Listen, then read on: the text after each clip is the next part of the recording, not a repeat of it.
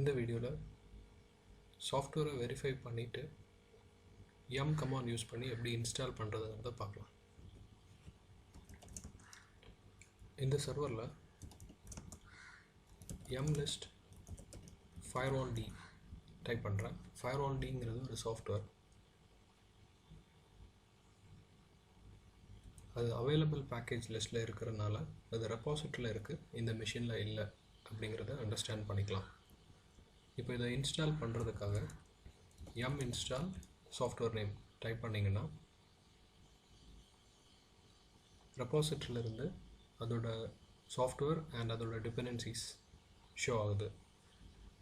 In total 14 packages, download size 2.3 and installed size 7.3. Yes or no option இருக்குது. So நான் yes type பண்ணால் install, no type பண்ணால் cancel. இப்படி ஒரு single சாஃப்ட்வேரை இன்ஸ்டால் பண்ணலாம். சம்டைம்ஸ் உங்களுக்கு மல்டிபிள் சாஃப்ட்வேர்ஸ் இன்ஸ்டால் பண்ணணும் அப்படின்னா first software name space second software name type பண்ணலாம். For example yum install at space vim type பண்ணிங்கன்னா 2 சாஃப்ட்வேர் இன்ஸ்டால் ஆகும். இன்ஸ்டால் பண்ணும்போதே கமாண்ட் டைப் பண்ணும்போதே -y ஆப்ஷன் யூஸ் பண்ணிங்கன்னா இன்பிட்வீனில் ப்ராம்ப்ட் பண்ணாது.